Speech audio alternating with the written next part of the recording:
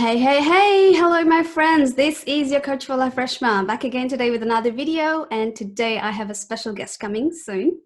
So just stay tuned and we will get started soon. I just wanted to, and let me know, guys, if I'm live and you can see me, give me a thumbs up so I know you are there. Yeah, okay. I'm already getting thumbs up. So we are going to get there. All right. So yeah, so I'm very excited about this. And we are going to let me introduce to you Mr. Saunak Bhatta. He is one of the first life coaches of Nepal. He has touched more than 43,000 people. He has run various motivational seminars, and he's a personal motivator and life coach as well. He is trained in hypnotherapy and neurolinguistic programming, and many other things. So welcome, Saunak ji. Thank you so much for being here. I would like. Thank you so much. Thank you so much, Resmazi. It's an honor to be out here. I'm very excited. Yeah, me too. I'm super excited. So let's get started with just knowing you. For those people who don't really know you, give us a little bit of introduction about who you are, how did you get into life coaching, and what your journey has been so far. Hi, everybody. I'm very excited to be out here. Thank you so much, Resmazi, once again. So right now, this lockdown time, the time which has been created on this planet because of the coronavirus, it is indeed a time of problem. And at the same time, it is a time of an absolute excitement for a lot of people. But no matter what the odds are, one thing is for sure, it is a time of isolation. And isolation, it is indeed a time of reflection. So it is really a beautiful journey. So we, in a way, have to thank coronavirus for giving us this opportunity of connecting with each other. So with that note of thanks to every one of you, the name which has been given to me is Saunak Bhatta. So I do not always want to identify myself as my name, because I believe in detaching myself from a lot of identification that we have in our life. I have been in this field of empowering other human being, and at the same time parallelly empowering myself on the same journey. I have been in this journey since I think past 11, 12 years for now. And the data which you just presented about 43,000, that was true some years back. Right now, I have been able to interact, or in a way, give my empowerment programs to over 3 lakh people in Nepal and in different parts of the world as well. So 3 lakh would be, I think, 300,000, if I'm right that way. So it has been an interesting journey on this field, and there has been lots of ups and downs, because that is always part of the story. And Resmazi, did you also ask me how did I get into this field? Do you want me to connect this answer as well, or would you like to keep that ahead? Yes, please. So how did I really get into the sector of life coaching, or in the field of somehow empowering people? When I was on my +2 days, my 11, 12 days, on my high school days, I studied science. And when I completed science, I had this wonderful realization, a powerful realization. And I said to myself, I literally said this statement. I said to myself that if I continue with science, that is insult of science, and that is insult of me myself, because I'm not really designed to walk on the shoe known as science. Now, right now, if I reflect back, in a way, I'm a scientific kind of guy. But back then, I strongly believed that science is not literally my cup of tea, my cup of coffee, cup of Starbucks, or anything else. So I decided to let go of that particular chapter. And then there was a big question, what I want to do. And by the time when I had ended my high school, I had already realized that I was very much interested on engaging myself with human beings. I was interested on social issues. I was interested on somehow volunteering and doing some projects, different types of social projects. So I was interested on non-profit sector. So that was my search. That was something which I really wanted to be into. I was not really caring about the amount of money that I'm going to make. I was interested on, I want to have my career on that type of field. So getting into social sector, I started volunteering on different organizations, and people started inviting me to work on the field of children, work on the field of HIV and AIDS. And especially I started working a lot in the field of climate change. And there was one project back in, when was it? I think it was back in 2010, I guess. I think it was back in 2008 or 2009, on which one of our target was, to go into different classes and then interact with like thousands of students. And I was doing that from 5 o'clock in the morning and up to the late evening, every single day, with a rigorous amount of passion and intensity. And I was working a lot in the sector of climate change back then. And parallelly, I was also helping people to empower themselves on the field of communication skill. I was helping them to build their communication skill, to build their interpersonal skill. That was going wonderful. And on that journey, I also came up with this realization that what I'm really interested on is to help people change their behaviors. And that was the point on which I got this urge to make this as my career pathway, to train people, to help them to change their behaviors. And I started helping people to build their communication skill. And parallelly, I started helping people to build their leadership skill. On that journey, people started saying me that you are like motivational speaker. They gave me this tag, and then I was like, what does it mean? I don't know. But again, since that tag was given to me, then I started giving so-called motivational talks, and that went very fabulous. And parallelly, I started coaching people, counseling people, life coaching people, and I started giving different types of training courses, boot camps, adventurous camps, a lot of camps, and the journey started to continue. And on that journey, there came some big thoughts. I decided to do some of the biggest seminars in the country, and then we bagged up some of the biggest seminars in Kathmandu, biggest seminars in Pokhara, biggest seminars in Butwal, biggest seminar in Chitwan, biggest seminar in Dading, biggest seminar in Biratnagar, biggest seminars in different part of the country. So big, big, big, big, big. And on parallelly, I was also very much looking forward to polish my skill. And that was a process. And on that journey, interacted with like more than 3 lakh people. And it was really a journey of, self-realization. And on that course, was able to help some of the people to go into the process of transformation. So that's a long, short story. Yeah, a very, very interesting story, actually. What you said about like it's a journey of realization and growing along with, giving to others. So that's exactly what it is about, isn't it? Like that's what I feel as well. Every time we are getting more aware, I'm getting more aware of myself, and like changing my patterns and like renewing my habits. Letting go of everything that's old and that's not useful, and always adapting something new. So yeah, that is the way to go, I suppose. Yeah. I agree. Highly agree on that. Yeah. Okay. So I can see how contagious your passion and your energy is right now. And unfortunately, a lot of people in this coronavirus, a lot of people are in isolation and they're like depressed. They have lost their jobs and they're living in lots of fear and uncertainty. What would you say to those people that are actually living in this kind of negative emotion? How do they put themselves into a positive kind of state? I think being very positive during the times when we have a lot of troubles, when we have a lot of challenges, especially the challenges which we have not faced before, this is definitely a challenging work for we human beings. But one thing that we really have to remember is this experience that we are thinking is a new experience to humanity is in a way not really a new experience. Because if we go back before 50, 60 years, hundreds of people used to die out of cholera in the context of our country, in the context of Nepal. If we had a small disease, hati paile, if we had a small disease that would kill communities, villages, a lot of hundreds and thousands of people in no time. And those experiences are there on our DNA. Those experiences we have got those experiences.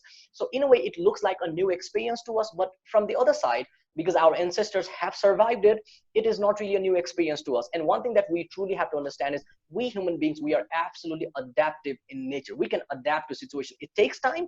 It is challenging. It is difficult for our emotion. It is difficult for our mind. It is difficult for our body. A lot of beings are going to extend on that process, those who cannot handle it. But once we are able to handle it, we will be able to adapt, because that is the way we have always grown. That is the way we have always lived. Adaptation has always been the name of the game. And this reminder that things may really look tough, things may really look challenging, but transformation is the nature of life. There is transformation at an individual level. Like there has been moment on which I have had a transformational phase. Resmaji, you must have had a lot of moments on which you have had transformed. There are moments on people's life on which they, successfully give an interview and they get selected, and that happens to be their transformational moment. Some people, they get married, and that moment changes their entire course of their life. So there are transformational moments on lives of individuals, and parallelly, there are transformational moments in the lives of community. I mean, whole of the community shifts, and right now we are in the transformational moment of the whole of the human beings and animals and other creatures on this planet. Planets go through transformational phases as well, just like the galaxies and universes, even they have transformational phases. So right now it is the time for our whole of the planet to transform. And transformation, it comes with pain. Transformation, it may not really come up with a lot of solution, but transformation is the way of the life. And one of the gifts that we human beings have is the gift of adaptation. We can adapt. As for example, yesterday night I slept at around, I think, 2:30 or 3 o'clock, and then today morning I woke up at like 6:30 a.m. and now tomorrow the possibility is high that my body will try to sleep at the same time, and my body will try to wake up at the same time, because somehow my body has adapted to that situation.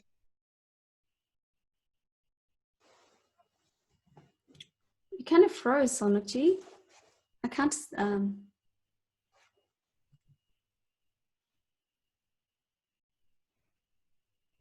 You have frozen. Can you hear me?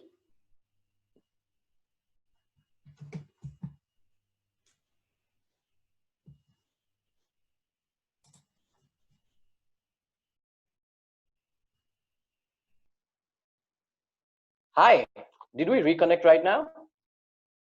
Oh, I don't know what happened there. Let me just start recording it. It's still Yeah, recording, and I don't know if it's still going live on Facebook. Let me quickly check, see if it's yeah, still sure. going live. And then I'm sorry I lost you. I don't know what happened there.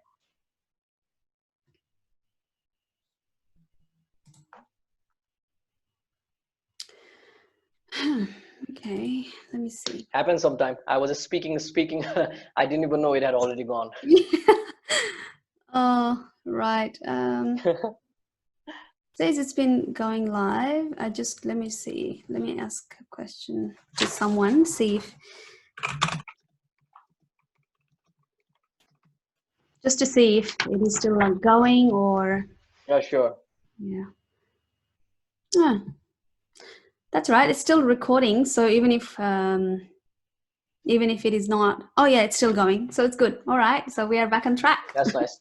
Yeah, I really, That's really nice. liked how That's you wonderful. said it is about transformation, and we have always been adaptive, and there is no reason for us Yeah. to believe that we cannot make through it. It was so amazing. Please continue. So yeah. Some of us, I mean, we have lost a lot of lives throughout the world, and some of us, you never know, we may not really be able to make through. I think there is no point in giving false hope or false motivation.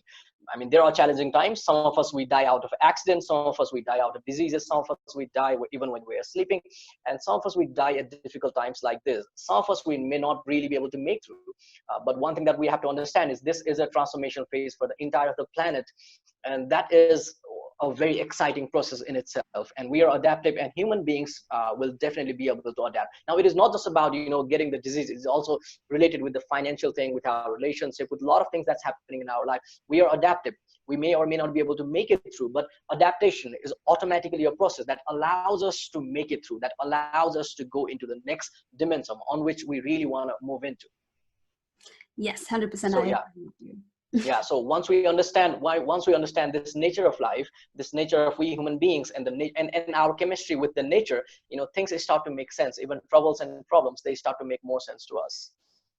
Absolutely. I agree with you. And that was so inspiring. Thank you so much. I'm pretty sure a lot of people uh, in watching the live have already found it so inspiring, because that was a totally different way of looking at things. We just so much think about, oh my God, I don't know what's going to happen. Oh my God, my life is terrible right now. But then like these things make you grow, right? Like you just Yeah, grow yeah, out of yeah, these things.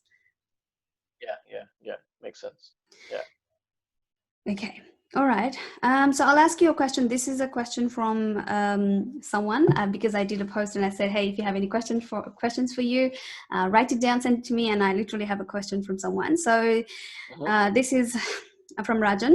He says, if Mm-hmm. in your video you said criticize yourself before others so that you don't get hurt or Yeah, you don't take it as heavily. So his concern is that if you criticize yourself too much, isn't it against self-love? yeah. And what if you stop loving yourself, and what if you start demotivating yourself? And so how do you stay on top of it? Like how much of a criticism is good and how much of a Yeah, criticism is not yeah. good? Yeah. So now there's a big difference between self-criticism and demotivation. Now, there is a similarity. The similarity is a lot of times when we receive criticism or when we even criticize ourselves, we end up, being demotivated. But criticism can be an empowering process as well. Criticism can at the same time be an absolutely motivational step as well. So the point which I was trying to make from that particular video is when we criticize ourselves to a very high extent, what is probably going to happen is a lot of people who are criticizing us, those criticism will be absolutely superficial and they will not really matter much to us. Why? Because we already know those things. We have seen ourselves from a lot of perspective. We have challenged ourselves. We have criticized ourselves from different levels. And the criticism which they are giving, that doesn't even make sense, because those criticism that I'm receiving from other people, they are so light as compared to the heavy criticism which I have already given to myself. So this technique allows us to really be resilient and to really be strong. But the point to be noted, the question that has been asked, it makes sense as well, because if we criticize ourselves rigorously, doesn't it sound like very opposite to self-love? It may sound like opposite to self-love, but there is a difference. The difference is you can love yourself and you can criticize yourself. It doesn't really mean that you do not really love the perfect version of yourself, isn't it? You're perfect or you are not perfect, you gotta love yourself. You are perfect or you are imperfect, you gotta accept yourself. So criticism doesn't really mean that you are not loving yourself. Criticism simply means that you are pointing out your weaknesses, you are accepting it, you are fighting with it, and a lot of times you are laughing about it. You are accepting your vulnerable parts, you see. And at the same time, when you laugh at your weaknesses, what happens is you start loving yourself even more, because what happens now, you start accepting your weaknesses. When you laugh at your weaknesses, you accept your weaknesses more, you love your weaknesses more, you love your strength, you have the chances that you are empowering yourself, and there is the possibility that you are also loving yourself parallelly as well. So self-criticism with a little bit of humor, self-criticism with a little bit of empowerment statement, self-criticism with a little bit of motivational flavor can end up helping you to handle criticism, and it can also help you to empower yourself even more on that process. That is something which really works for me as well. That's amazing. I like how you explained it, and it explains a lot. It's pretty much about knowing and accepting who you are first before anyone else does, so that, like, yeah, as you said, it will be superficial. Like when someone criticizes you, it will be like, yeah, I already know that, and I'm already working on it. Yeah. So it's pretty much like a constructive way to develop yourself. Yeah. Yeah, that's Yeah. really cool. Thank you for Yeah. sharing that. Also what happens is we hear this, positive words a lot. I mean, a lot of people, they tell us that you got to be really positive, you got to give a lot of positive statement to yourself. Now those things are said to us to such a high extent that we do not believe in the idea of criticism. I mean, we do not believe the power of criticism. Criticism can be a negative experience to us. At the same time, self-criticism can really be an empowering process, and at the same time, it can be a journey of accepting ourselves even more. It really works for me. The moment I started criticizing my skills, my knowledge to such a high extent, the criticism that I received from other people, they started to be so superficial, and they were like bullets trying to hit my own bulletproof jacket. Amazing. I like that metaphor. Bullet hitting my own bulletproof jacket. I really like that. Well, I hope that answers your question, Rajan. And if it doesn't, that's all right. I'll ask you more questions later on, next time we are online. So moving on to next question. So this is another question. So in one of your motivational seminars, you said you get what you focus on. And this is like, from quantum level as well, like, from quantum physics level as well, that we said that you get what you focus on. And Yeah. what happens, like, if someone is actually really focused on what they really want, and if they're Yeah. not really getting the results, then what is it, what's going wrong? Like, why don't they get the results, even though they're really, really focused and motivated towards their goals? Yeah. So I think I would like to define this focusing into three aspects. The first one would be on a very psychological level. When we focus on something, what happens is our belief system, it starts to notice on that particular thing. It's, for example, if you are focusing on blue color, like if somebody asks you to notice the blue color around you, you will start to focus on what are the things that are blue in color. And on that process, you will start to reject other colors, and you will start focusing only on the blue thing that are around you. Now, if you buy a new t-shirt, and you're walking on the roadside, the possibility is high that you will start noticing the t-shirts which is being used by other people, and you'll be like, I never noticed the diversity of t-shirts that were used before. Right now I'm noticing it because I'm focusing on it. So from a psychological level, what really happens is when you focus on something, your belief system is going to work accordingly, and that is what you are going to notice. Because right at the moment of time, we have millions and millions of bits of information all around us that is somehow being captured by our conscious mind, but our conscious mind can only focus on only limited things at the moment of time. If you notice, you can only do a couple of things at one particular moment of time. What can you do? You can breathe, and you can, like, I mean, you can do the unconscious thing, but besides that, you can play a song on your ears, sing a song, and then you can think about something, isn't it? Now, there are not like thousands of things that you can do at the same time. There are only limited things that you can do at the moment, and there is only one or two things, usually only one thing, that you can pay attention to at one particular moment of time. So if that one particular moment of time, when you are focusing on that one thing, that is something which you are going to see, that is what you are going to hear. I mean, if you are focusing on ghost and you're walking on the roadside, At a midnight, the possibility is high that even when you see the trees, you are going to see ghost on it. Even when you see your own shadow, you are going to see ghost on it, because that is your focus. You are designing your mind to see those things all around you. So that is the psychological aspect. When you focus on something, that is what you are going to receive, because there are millions of information around you. You filter all of those information, and you only get the information that you want to get. That is what focus is all about, psychological level. And then we go to the point number 2, that would be the law of attraction thing. When you consistently focus on something, somehow you are a magnet. So since you are a magnet, and when you start increasing your vibration, you will start attracting those like-minded things towards your life. Now this law of attraction, now for law of attraction to work, sometimes it can work, sometimes it doesn't work. There is no guarantee on it, in my opinion. Now, if you are spiritually absolutely vibrant, the possibility is high that law of attraction works even more. And sometimes, no matter how much you try to attract certain thing, it may not really get attracted. So this is not really about, focusing and seeing something. This is more about attracting something towards you, thinking about your success and getting that success towards you. This may work or this may not work. That has really been my understanding. The third level is the level of quantas. It goes to quantum physics. Now there has been some of the scientific research that has said us that now when you change the way you look at atoms, when you change the way you look at quantas, the behavior of those quantas, they change as well. At a quantum level, when you change your perception, their behavior changes as well. Now it describes a lot of things about our psychology and spirituality. When we change the way we look at things, the kind of things that we get in our life, there are some different manifestation that we can receive. Our thoughts can also convert into matter. So these are the 3 different classification of focus which I could really come up when Resmaji asked me this question. On top of that, now the point is, now if we have to connect it with our real life success, one of the main question is, how do we really have focus, right? Because a lot of times one thing that we have to understand is, when you are focused on something, doesn't really mean that you have the control of the outcome. You are focusing on something doesn't really mean that the result that you expect to get is the result that you're going to get, because results are not something which are in our control. Law of attraction wants you to believe that the results are under your influence, but your results are not completely in your control. What are really in your control is the focus that you're going to have, the decision that you're going to make, and the meaning that you are going to take out of the focus that you really have. That is in our control. So simply because I focus on something, simply because I work hard on something for like 10-20 years, doesn't really mean that I'm going to get it. Sometimes you are not designed to be on that pathway. I mean, that is the way things work. Sometimes no matter how much we work hard, we do not really end up getting that thing. A simple example, if you have fallen in love with somebody, you absolutely love that person, you want to get married with that person, you have waited for that person for like 20 years, but that person is not interested on you.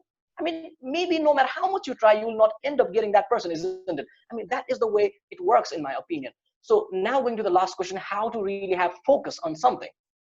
Now, for you to maintain focus on something, there are three things that you can really keep in your mind. The first thing is, the thing that you want to have your focus on, it has to be interesting. When things are interesting, you automatically you get your focus on that direction. When the book is interesting, you get focus on it. When the teleserial that you're watching, TV series that you're watching, when it is interesting, you automatically get your focus on that direction. Point number 1. Point number 2, when something is impactful, you get your focus on that direction. As for example, I'm sitting out here and there is a big bomb blast on my side. If something like that happens, I'm going to get my focus on that direction, but not on the Zoom conversation, not on this Facebook Live. Why? Because that is so impactful that was able to attract my attention towards it. So point number 2 is, the thing that you want to focus on, it gotta be really impactful. And then we go to point number 3 about focus. That is, you gotta continuously give yourself a reminder, because there are a lot of distraction around us. We have to remind ourselves every single day, what are the things that I would like to focus on. When you remind yourself, this is what I want to focus on today, that allows you to keep those things on your conscious level, and you can decide if you want to focus it or not, and then you can choose your decisions and take your actions accordingly. Long Wow. answer on the focus thing. Yeah. So just summary of it. On the first level, what I did was I divided focus into 3 categories: the psychological, the spiritual, and the mix of psychological and spiritual. The second thing that we did was the difference between you focusing on something, you working hard, versus the outcome of our life. The third thing that we did was we talked about how can we really have focus on something. Resmazi, on to you now. Oh my goodness, that was absolute bomb that you dropped there. I was like totally mind blown with how well you explained it. I really, I hadn't had that kind of analogy about focus before. Like it just opened my mind to a different level. I'm very aware of quantum level of like a law of attraction, quantum level of like how our observation kind of changes the way, you know, and everything. But like how Yeah, you put all of this together and yeah. come up with this amazing idea, it was just amazing. Thank you so much for sharing this. I've learned so much from Thank you. you so much. Thank you. Yeah, yeah. At the same time, I had not really thought about it this way before as well. It is just when you dropped the question, I started, articulating myself, and it was a good realization for me as well. I'll have to thank you for the question. All right, that's good. Well, you're welcome. All right, so moving on to next question, right? So let's talk about failure.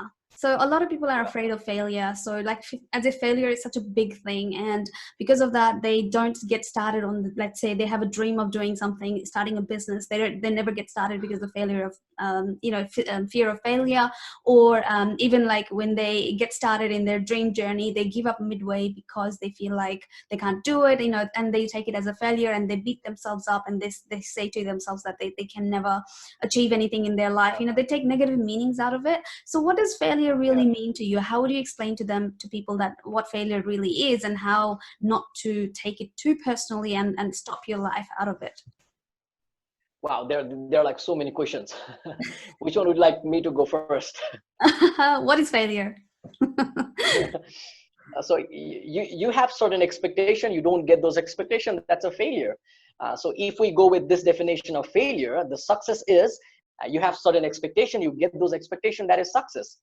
So if we see from this particular framework, what's going to happen is every single day we are going to have failures and successes. I mean, none of our complete of expectations are going to be met.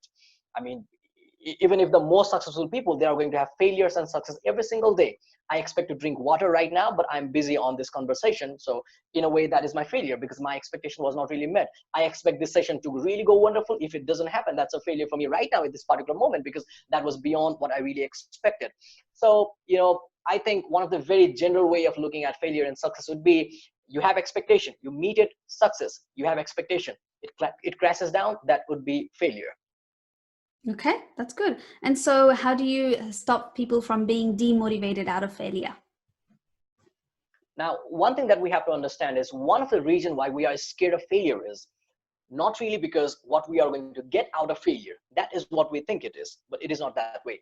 We are scared of failure because we are scared of feeling the feeling that we are going to feel when we experience the thing known as failure. When we do not get that thing, when we do not experience that thing, when we do not become that person, when we do not achieve that thing, when we do not meet our expectation, the feeling that we are going to have, we are scared of that feeling of really feeling worthless. We are scared of that feeling that we are going to experience at that moment of time. So feeling is something which we can work on. And again, one more thing that we really have to remember is none of us, we really want to fail. We are designed in such a way since our education system that every one of us, we want to succeed and succeed. It is our conditioning since our childhood time. And not just, I think it is not only social conditioning, but it is also a natural process. None of us, we really want to fail. Even if we look at the organs on our body, they don't want to fail. Our heart, it does its best to pump consistently.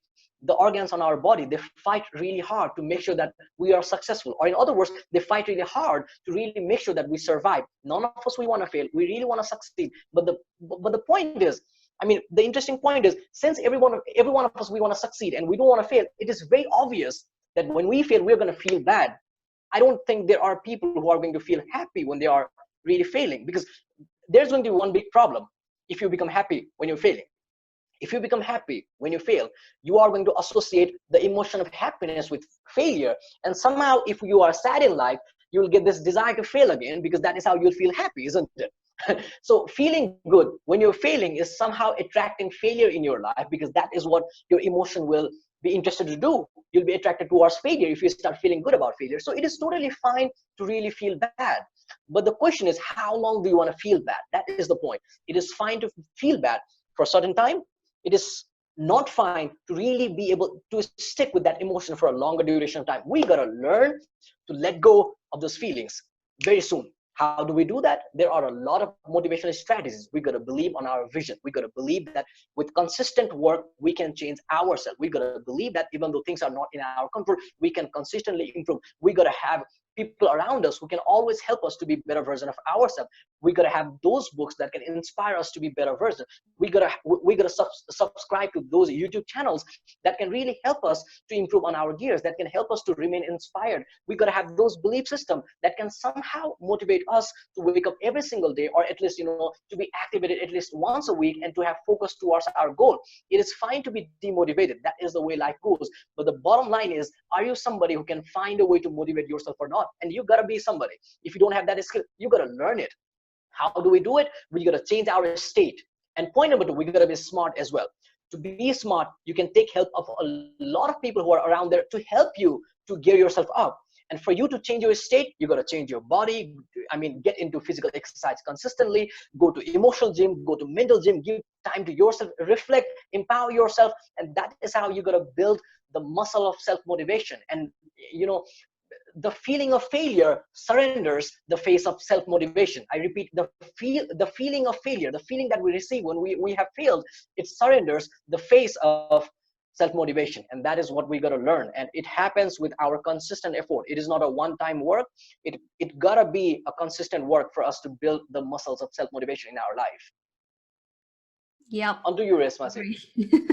100% agreed. I really loved how you said that that emotion, like you stick with that emotion for a longer time, and that is what makes a difference. Yeah. Resilient people who are more successful, they experience failures, they experience that, oh my god, kind of low moment, but then they're very quick to change their state and just get out of that, and take the next decision, like ask themselves the right questions as well. I think in that particular moment, like, okay, how can I do better? What did I do wrong? Exactly. Like, Exactly. always focusing on your like improvement, like how Tony Robbins says, Exactly. like constant and never ending improvement. So it's pretty much like, okay, this didn't work, all right, fine, what else will work? Like that's what has worked for me. And obviously that resilience is what determines like whether you become successful or not. And I really liked how you put it. Okay, thank you so much.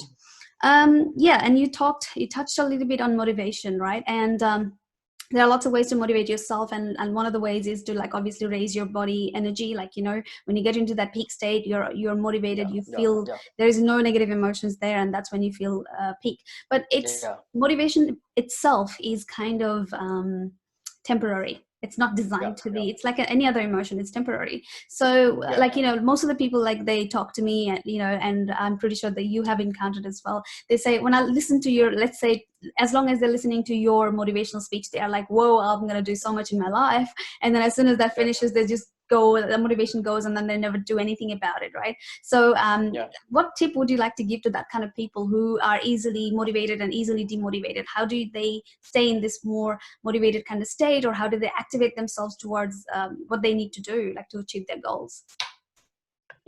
I think it is a very obvious phenomenon that we get motivation and then we get demotivation. But yes, like you said, some of us, we get into that fluctuation very fast, and that is the problem. One of the problem with most of the people is, there are a lot of people. I mean, every one of us, we agree that, we are motivated sometimes while we get demotivated a lot of times. But there are some people who say that, when I hear motivational talks, I get motivation and then I get demotivated. And therefore, it is pointless for me to watch it again and again. That's one part of audience. There are next part of audience who believe that, when I watch these types of shows, I get motivation and then I get demotivation. It means I gotta watch it again and again. It is like taking air. I mean, you take air once, it doesn't mean that you don't have to take air now again in your life. You will have to take it again and again for you to be able to survive. Just like that, we gotta get fuel inside of our body, emotion, and mind consistently, because that is how we can move ahead and consistently take action in our life. So motivation is something that we gotta have consistently. It is not a one-time game. I mean, I do not really think if there is anything known as one-time game. I mean, if there is any of the problem, you will have to go to solution, and problems that again and again come in our life. You are happy once doesn't really mean that you are going to be happy for the rest of your life. You will have to fuel yourself with happiness, joy, excitement again and again. Just like that, we will have to fuel ourselves with the emotion of motivation consistently in our life. Now, going to the point that you raised on your question, what about those people who have those high level of fluctuation? I think they will have to ask themselves, what is it that is somehow demotivating them? What is it that is somehow creating trouble in them? And what is that thing? Is it their negative thinking process? Does it happen? Does that demotivation happen when they somehow compare themselves with some other people?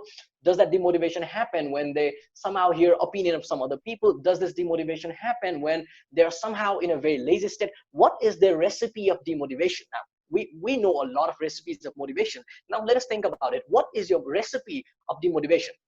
And once you figure out what is your recipe of demotivation, then you got to eliminate those things from your life. Like, in case of a lot of people, what really demotivates them is comparing themselves with some other people.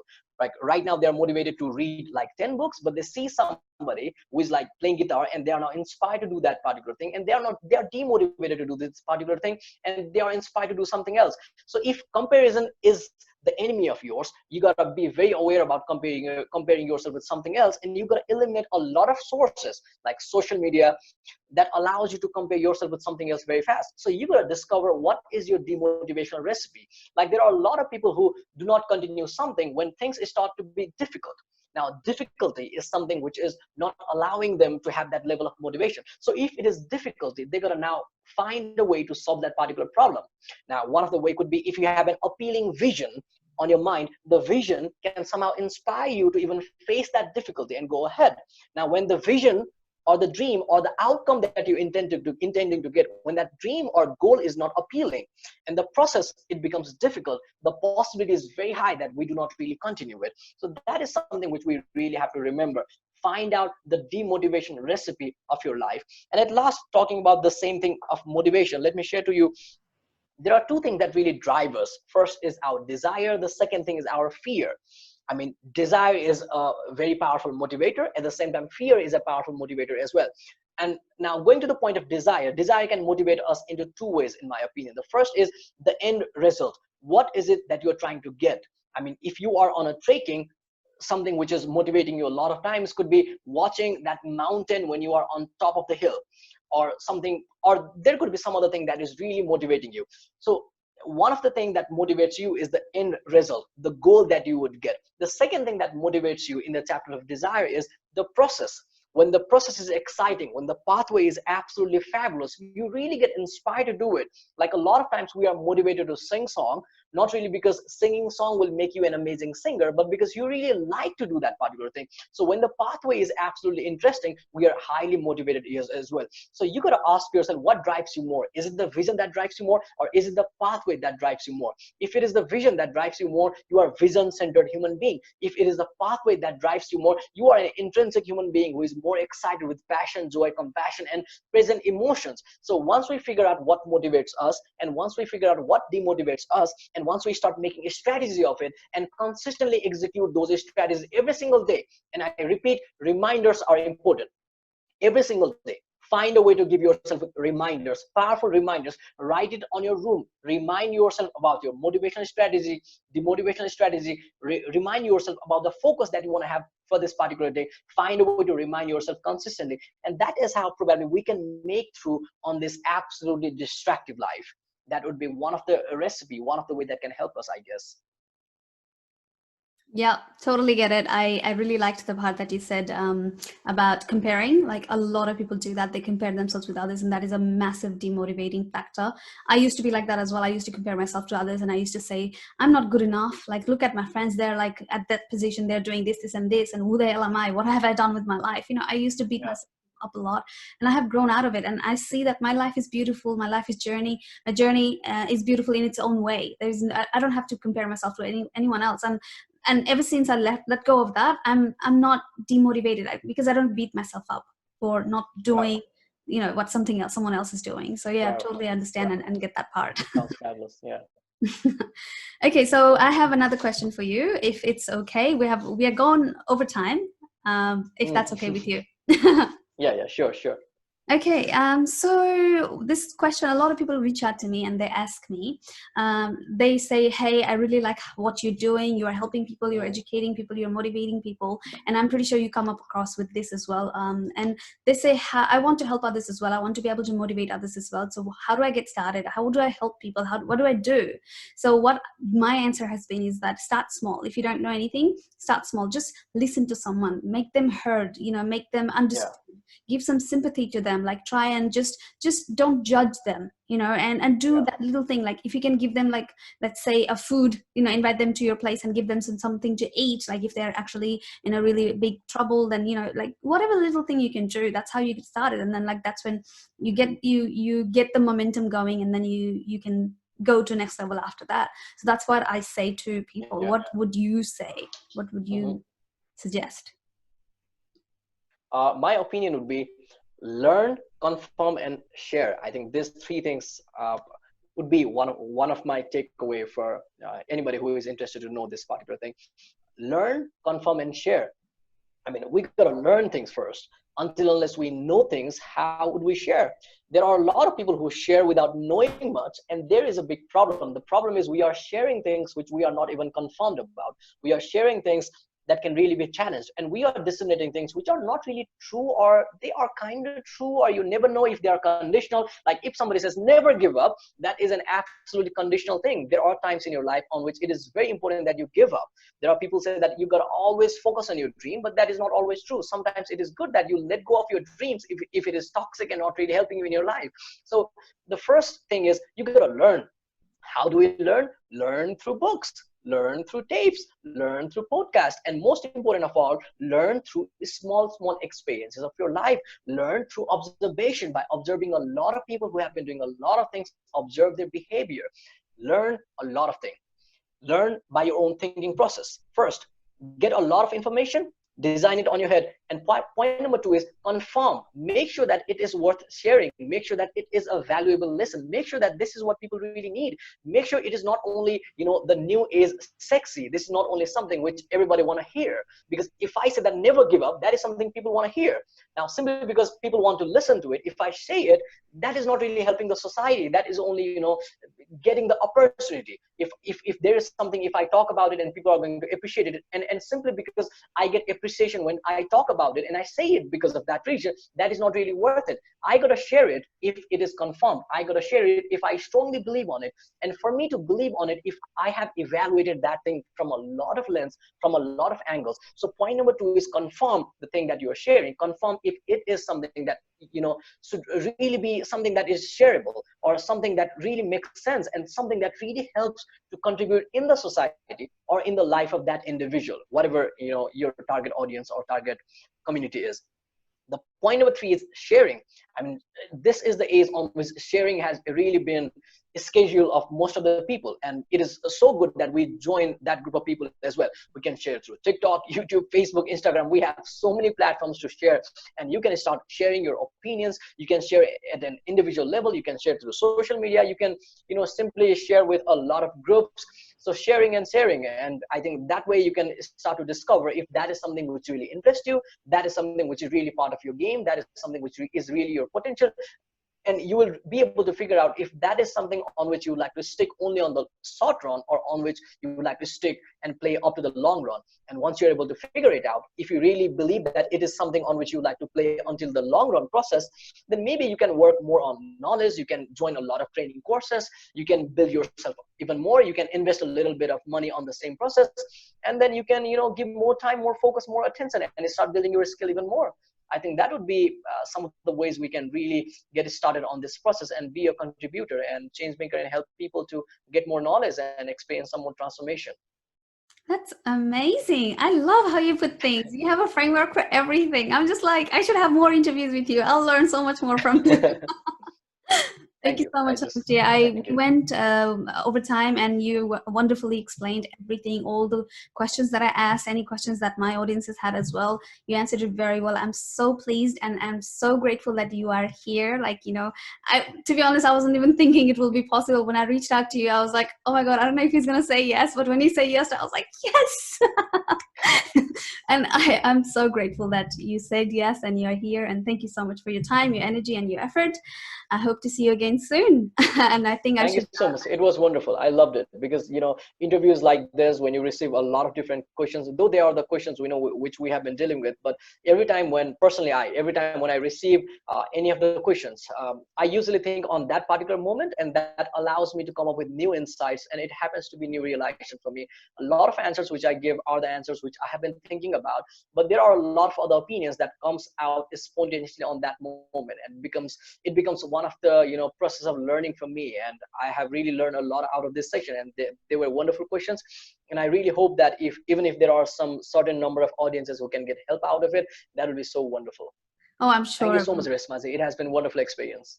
Yep, same here. I'm sure a lot of people have already, we had like more than 40 people watching at one stage. Right now it's 20 people. That's very nice. So Wow. yeah, That's you very have nice. quite a strong following, and a lot of people were very, very excited when I announced that you're going to come and, answer some questions. So yeah, thank you so much. And you have a lovely day ahead. And for you guys, Thank you so much. Yeah. this was me and Saunak. And if you want more, obviously, we will come back again. Just let us know. And if you have any questions, obviously, put it down in the comments, and I will try to answer them. Saunak may want to answer them as well, whatever is easier. But yeah, until the next Yeah. time, you guys have a lovely time. Thank you so much, Saunak ji. Have a good time. Thank you so much, Resmazi. Yeah. See you.